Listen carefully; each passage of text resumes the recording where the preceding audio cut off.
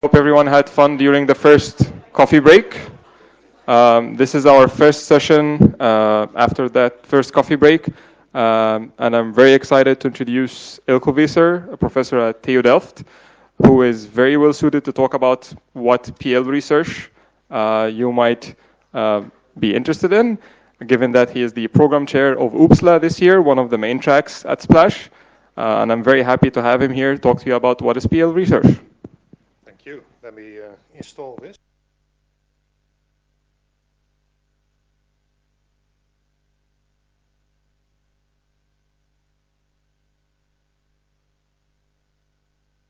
Oh.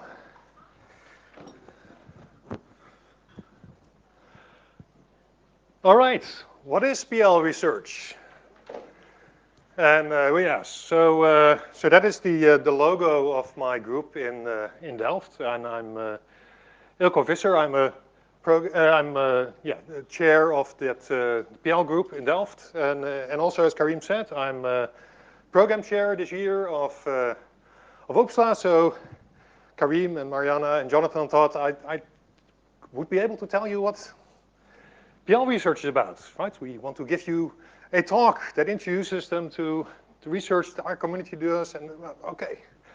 So, all right, so this is the hardest thing I've done in my career, probably. It's an easy question, but what is the answer? So I gave several attempts. I first used Mike Hicks' talk to try this out, and then I tried to make my own, a large survey talk about what is PL research. It failed, as some of the students here will know. And it is a pretty hard question, actually. And so then I thought, well, we need to do what we do as scientists. We need to simplify the question. But I mean, PL is a huge area, and the idea that I could give an overview of PL research in 45 minutes is an illusion. So that's not going to work. But what we're good at as scientists in general, and as PL researchers in particular, is to reduce complex problems to simple problems. We like to make core languages that say, well, here's 3 instructions, and that's computing. And so the question here is, so what is the essence of PL research? So we need a theory of PL research. I would even say we need a grand theory of PL research. And I thought about this, and I came up with a grand theory of PL research. Are you ready for it? PL research in one slide. Ah, yeah, all right. Excitement, drums. PL research is about getting stuff for free.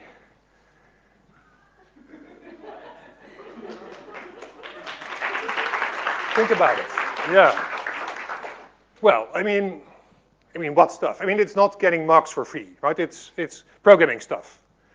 So let's see. So programming stuff is code. We would like to get code for free, but also other kinds of things related to programming. So functionality. I mean, here's a bunch of functionality for free, but also performance. Can we get a fast system for free? Or reliability. Can we have a bug-free system for free?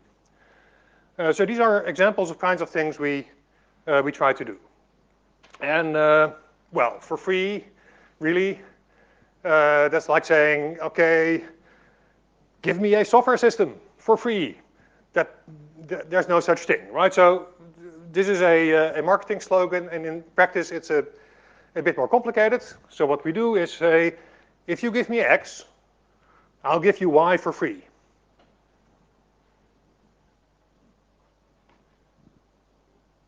Make sense? So, and here, you is the programmer, and getting for free is also by the programmer, right? I mean,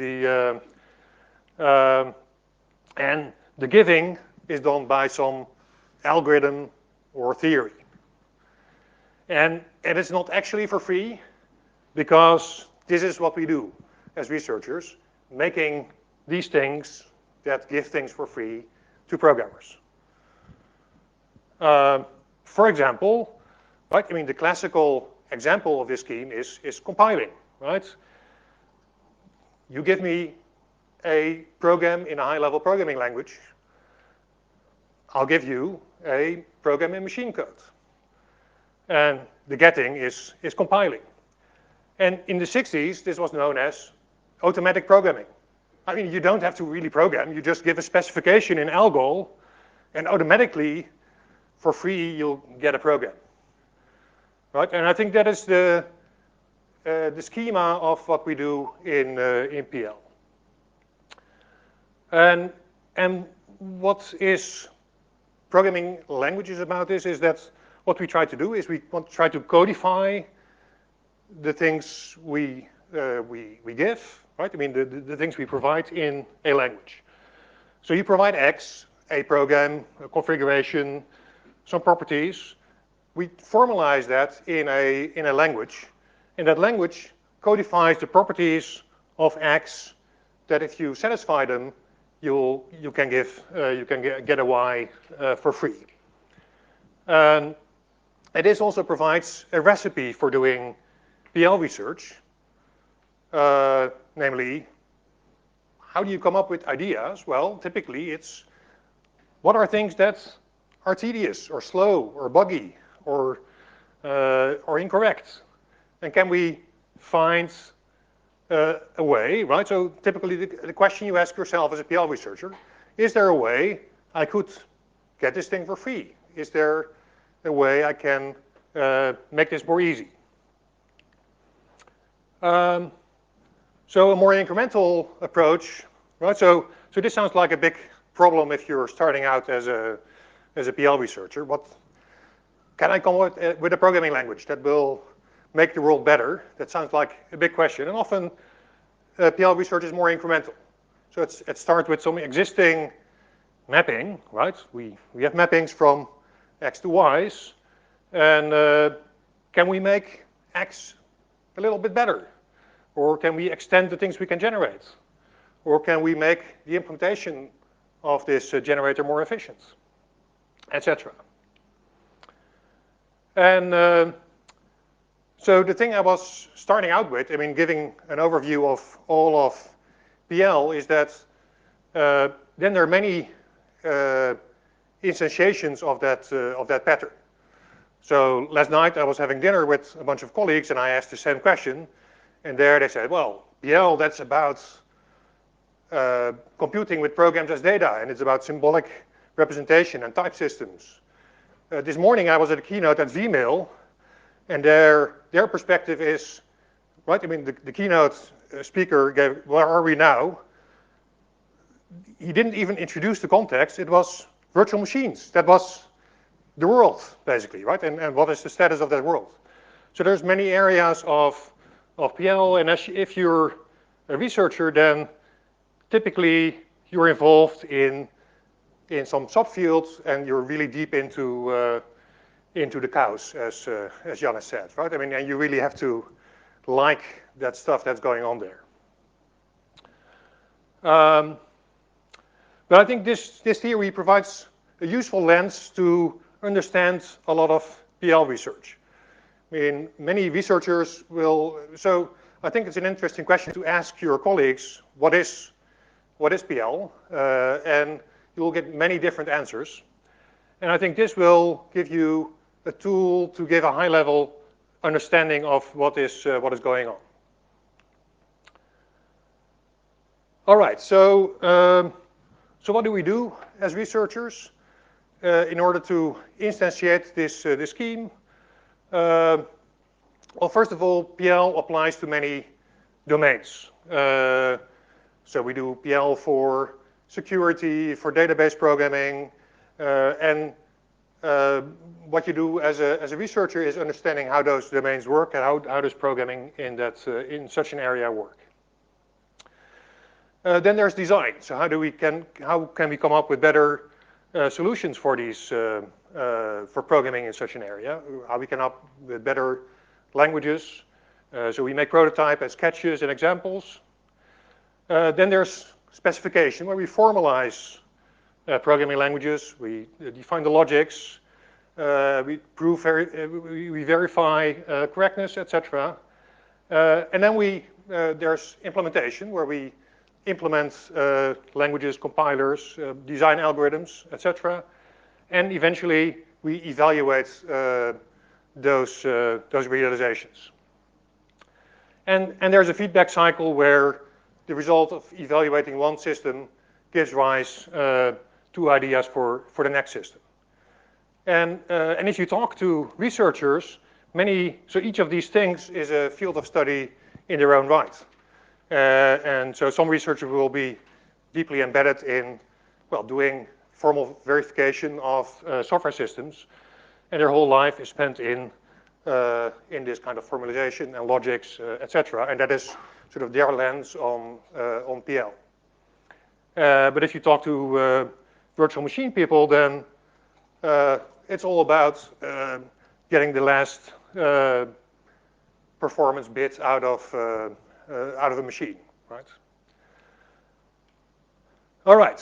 So that is an attempt at a general theory of PL.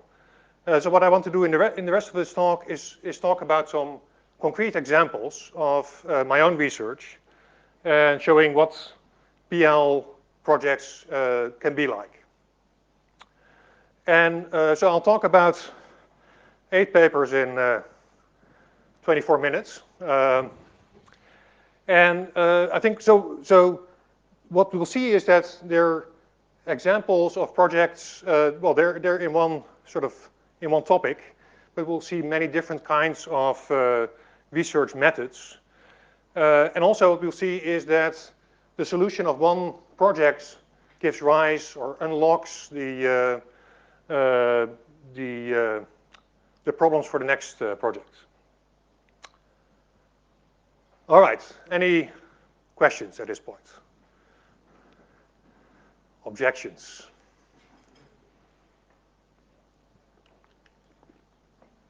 Yes? Is it algorithms also about kind of getting stuff for free? Like, how does this differentiate PL from other fields? Right, so you could say, well, computer science is about automation, and automation is about getting stuff for free. And but PL, I think the essence of PL is getting programming stuff for free, in the sense that we, rather than writing a particular algorithm, we try to codify whole classes of problems in a language and generate solutions for that. So rather than looking at particular instances of automation, where we say, well, we build a system for this kind of thing, and here we have a solution, we try to find, well, there's a whole range of instances of similar looking problems. Can we generalize from that and find a general way to codify, to understand what is the similarity between those solutions and instances, and can we codify a solution where we can generalize over all those instances? I think that is a key distinguishing feature of PL. Does that make sense? So when you say that algorithms are trying to further automate some task that's already being done by computers, whereas PL is trying to give stuff for free and stuff, like activities that humans are doing?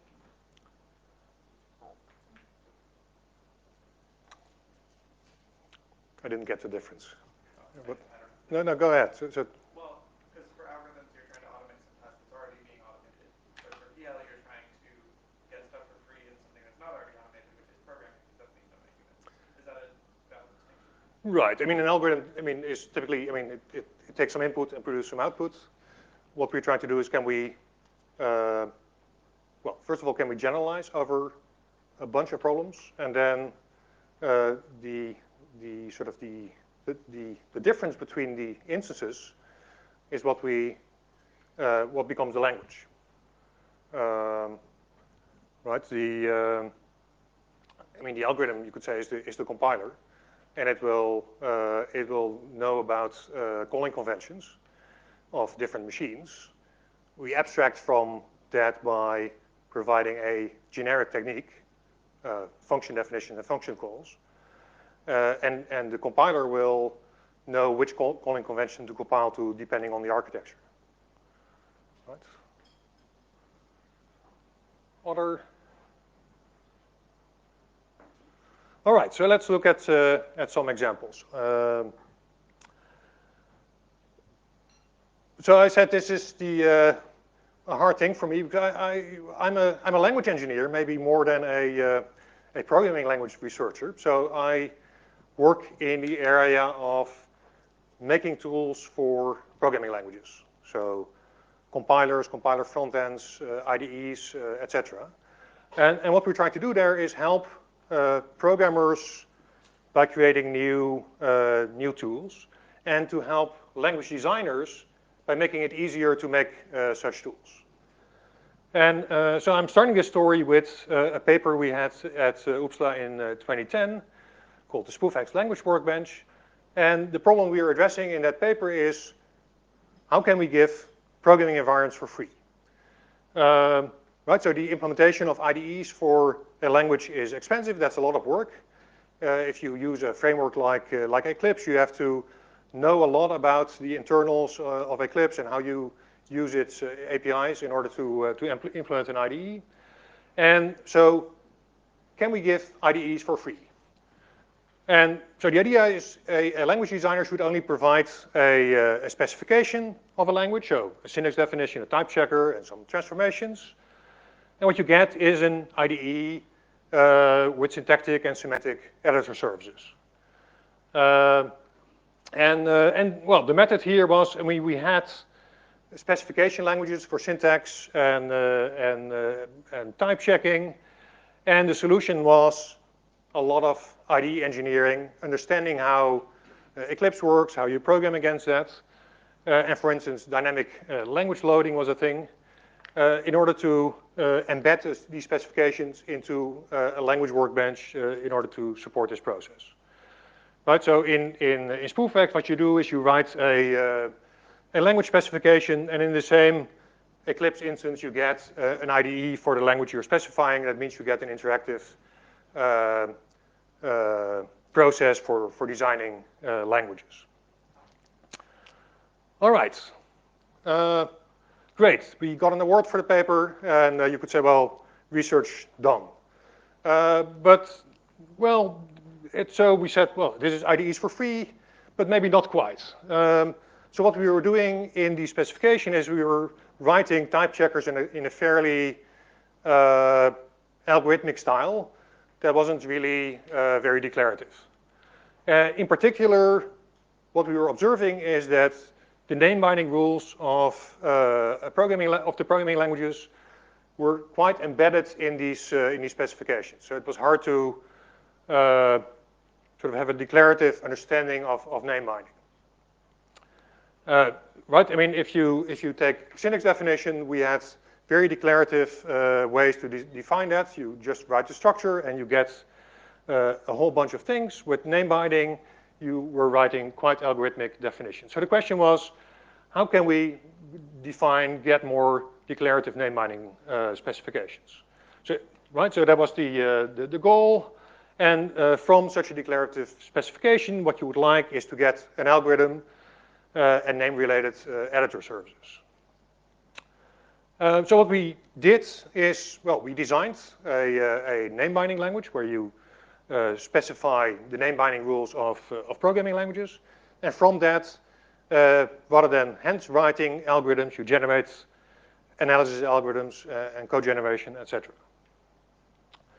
And we evaluated this with respect to coverage, right? I mean, can we express the name binding rules of actual languages? And we looked at a subset of C#. So to give you an impression, here is a piece of C# code, and here are the name binding rules for that language, right? Where we see, well, what are the rules? They're pretty cute.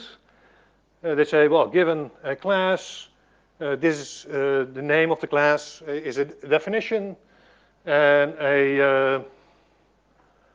a block scopes variables, and this doesn't work. Where's the? There we go. And a field is a definition, and if we have a var ref, that is a reference to a variable. Right, so this sort of captures exactly the essence of name binding in such a language without all the algorithmics of a complete type checker.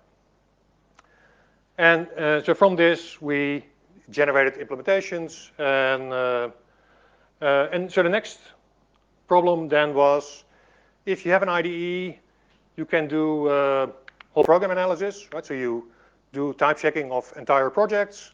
Well, that doesn't really scale, and it's not really fit for interactive use.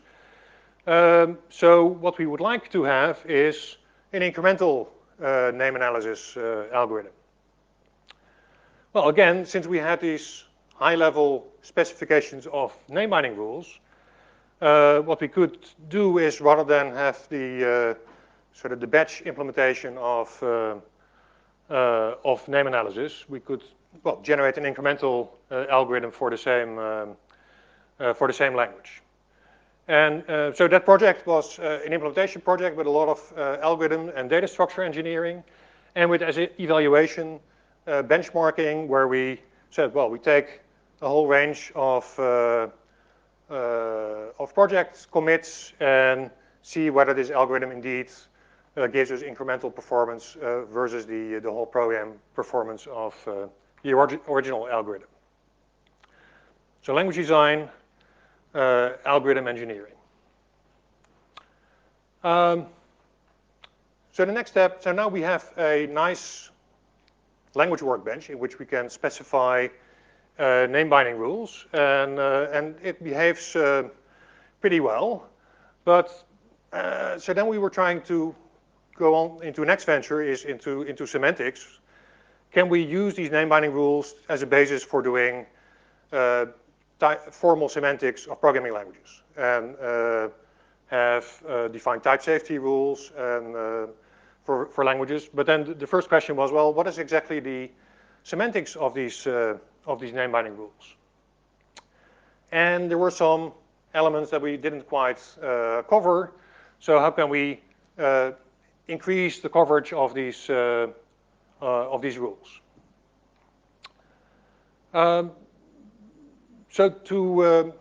That took us a long time to figure out, but the result was a new paradigm for expressing bindings based on the notion of scope graphs. So given a scope graph of a program, you get resolution of references to declarations. And so the solution was a new paradigm for describing name binding with the whole mathematical definition, so a calculus for name resolution, algorithms to do name resolution, and a soundness proof. And we evaluated it by looking at a whole bunch of name binding patterns and formally specifying them in this paradigm, and checking that they produce the right result. All right, so what is this idea of scope graphs? If you look at a program, then so programs are tree structures, abstract syntax trees, but really they're graph structures, right? We use symbolic names to refer from one place to another. And what scope graphs do is they model the essential information in a program that models the binding structure of programs.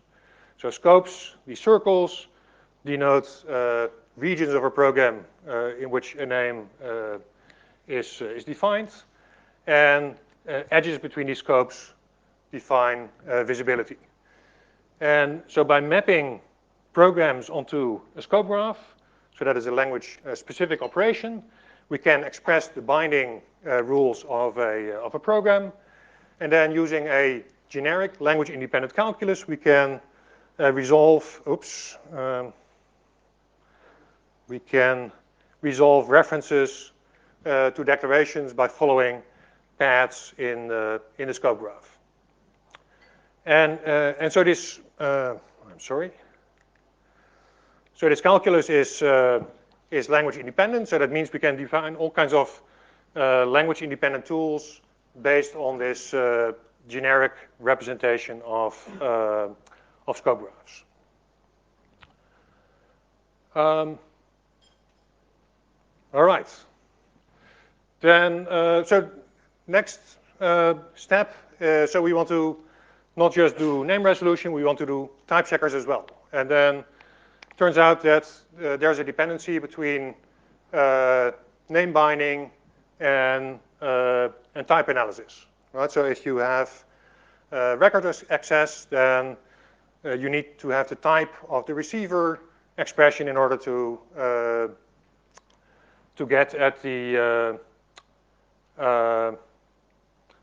to resolve the type of the method or field you're resolving. And so yeah, so it turns out, I mean, type yeah, so this is type dependent name resolution, and that means type analysis and name analysis are interdependent.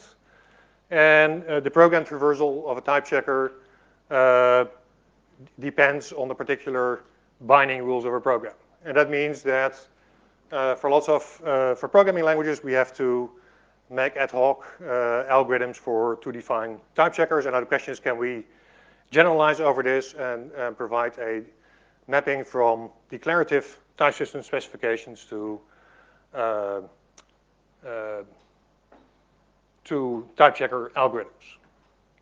And so the solution we came up with was to combine scope graphs with normal constraints. So in typical type checkers, what you use is constraints to compute types, but binding is computed during a first traversal. And what we do here is, rather than do binding in a first traversal, we do binding by means of scope graph constraints. And this gives us a general algorithm for doing name and type resolution simultaneously. So the solution is an approach where we represent binding as constraints just as we do types, and a formal definition of a programming language, a constraint language, with a sound resolution algorithm, with an evaluation to a small language of modules and records that cover sort of the paradigmatic problems of type-dependent name resolution. So how am I doing for time? All right.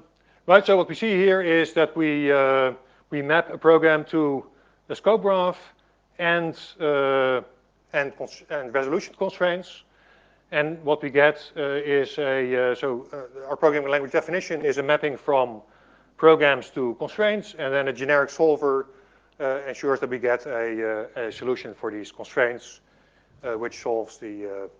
So the language designer doesn't have to write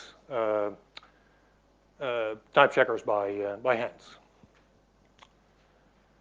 All right, and so well, and there's an iteration. So we this is let me skip this one. So here we see that by providing a model for binding, we can get type checkers for free, where you give declarative specifications of type systems and get type checker implementations. And the scope graph model is really key as a general representation of binding in programs. Another use of this same idea was that scope graphs can also be seen as a model for binding at runtime. If you look at program memory, if you look at sort of type safety proofs, a complicating factor is the alignment between type environment and value environment. Right? You need to prove that if you put something in a variable and later retrieve it, it still has the same type. And typically that leads to all kinds of, so if you just look at type safety of operators, that is fairly easy, but these bindings complicate factors.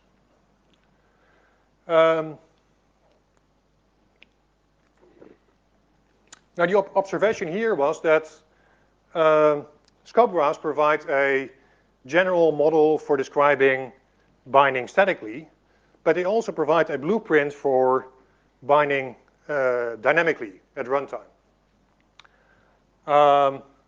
And that's a way that we can use to make type safety proofs more systematic. And so let me give the picture here. But in a scope graph, describes the static binding structure of a program, but it's also a blueprint for what memory looks like at runtime. Right, so each scope in a program will give rise to a runtime frame in memory, and we'll see here that right. I mean the scope of the function here. So there's one scope statically, but at runtime there can be many instances that instantiate that scope. But the invariant is that each piece of memory allocation it corresponds to a scope in a scope graph, and this gives a very systematic model for memory, and thereby a systematic model for doing type safety proofs. And so what we did here is use this model and to make the approach to do type safety proof systematic, and we evaluated it by doing COC developments for a couple of toy languages, where we say, well, here we have a type system with scope graphs, and we have dynamic semantics, and now we can do a type safety proof for that language in a systematic fashion by maintaining the invariant that the frames, the runtime frames, should be described by static scopes. So that's a nice improvement where we get a better handle on type safety of languages. But what we really after was, can we get type safety for free?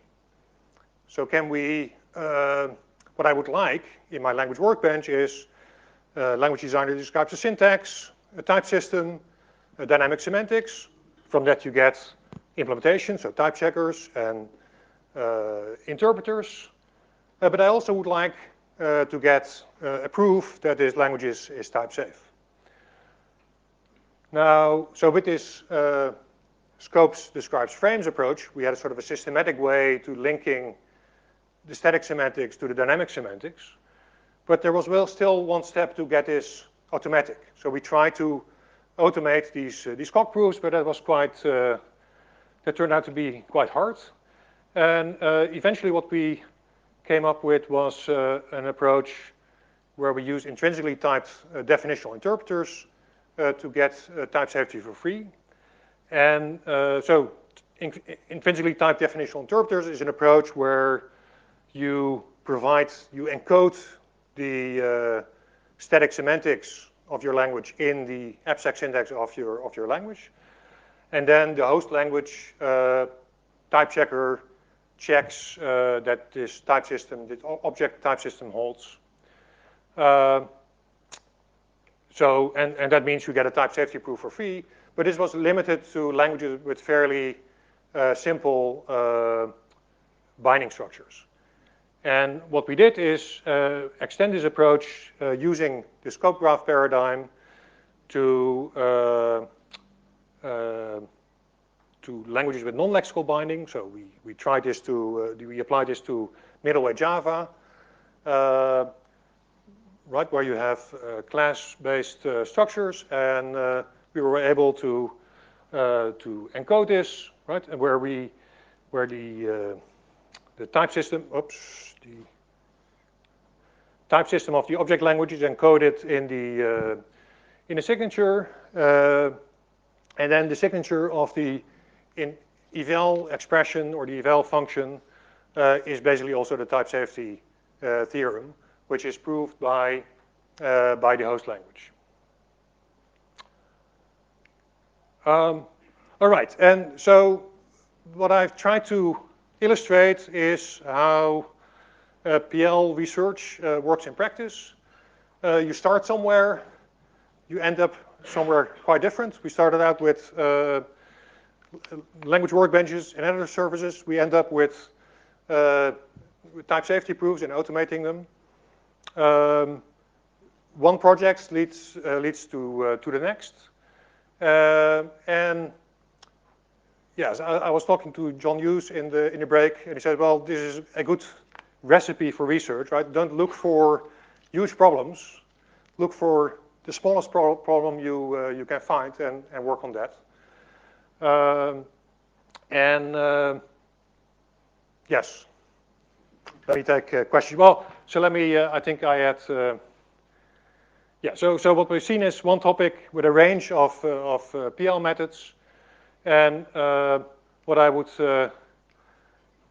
advise you to do is try to find out for yourself what PL research is. So ask your colleagues. So I've been asking my own colleagues, and they said, yeah. So what is PL research? And so it is not there's not a clear-cut answer. Different people have quite different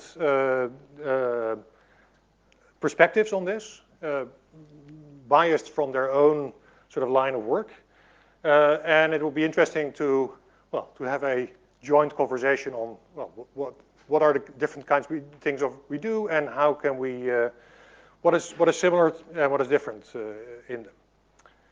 And if there's time, then I'll take questions.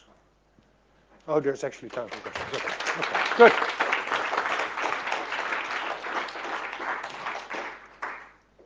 Questions? You can also use the Slido for posting your own questions there. So we actually have a couple of questions on Slido. Okay. The first question is, how do you know that you will be excited by the incremental progress until you actually start doing the work? How do you know that you're excited about the progress? How do you know that you will be excited about the incremental progress of your work? So you showed us like how incrementally every year, like you have worked on a different component of this complex workbench, right, until you eventually got to something at the end. Like, well, I was excited about all the parts actually. So I mean, we were excited about the starting point that I started with. That was already a big project that had a lot of research going on before it. So I think what drives me is this idea of building such a workbench and thinking about all the elements that go into it. And it's quite diverse.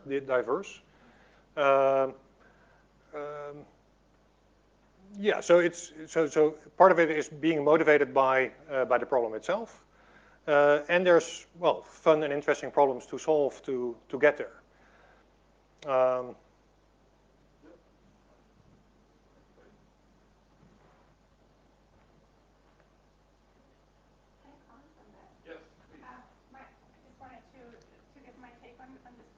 Mm-hmm.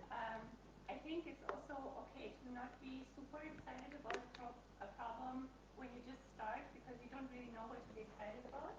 And I think excitement often comes when you start working and when you learn more, and then you learn about more problems and how to, different solutions to solving them. It's also normal to get more excited later, I think. Yes, I agree. And if you want a concrete example, come and talk to me during the break or lunches about my own PhD. I'll be happy to talk to you about that. Okay, I guess we have one more question.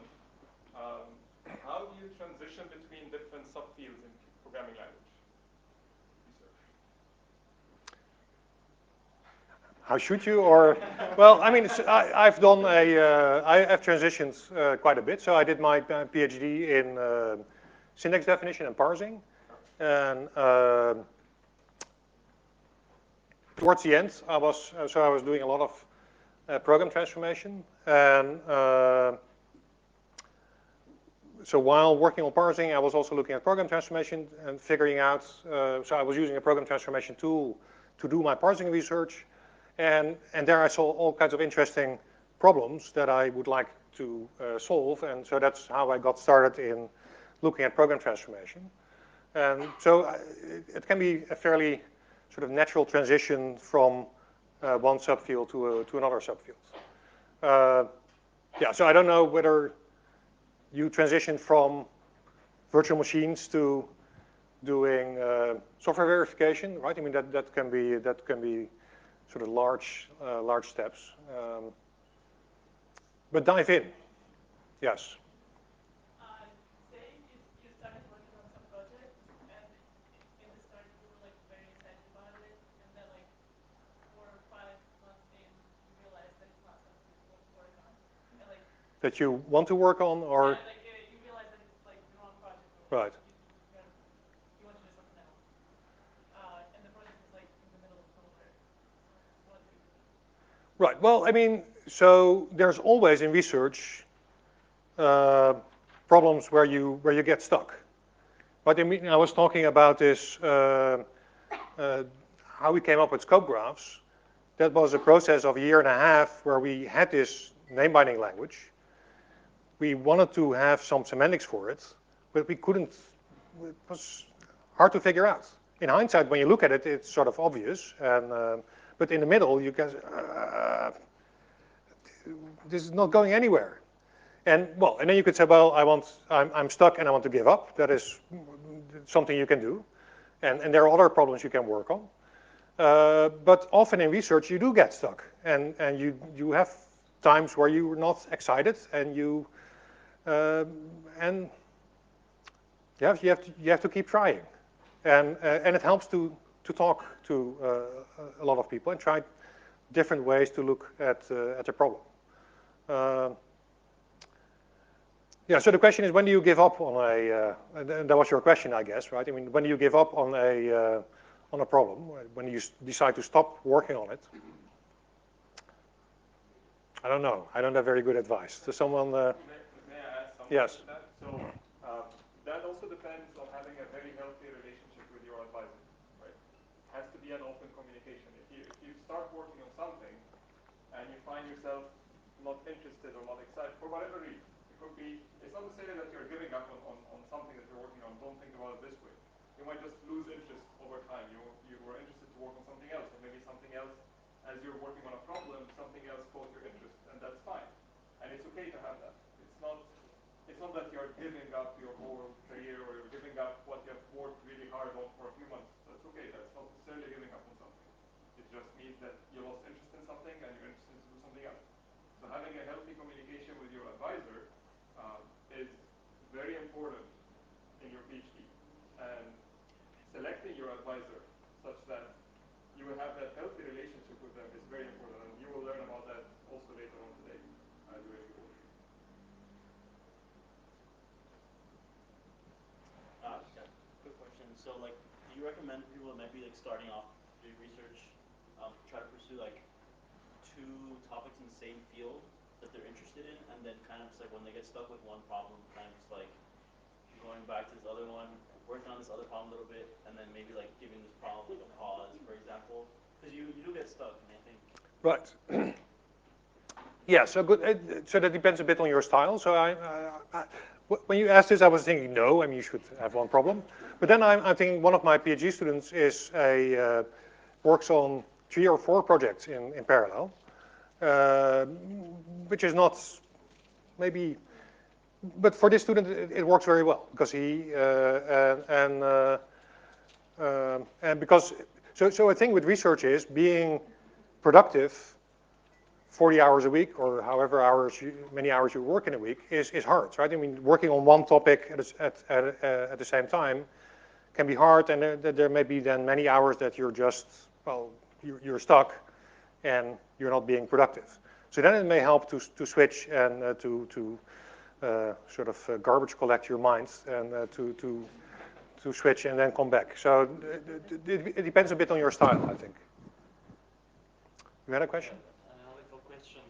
So this suffix for free on your slides, is it somehow inspired by Philip Wadler's paper Theorems for free? Or if it's old idea about Well, yes. I mean, that's definitely a validation for my theory, right? So, and again, there it's not entirely for free, right? I mean, you have to do something. You have to write a type signature, so it's not that, well, it's raining theorems.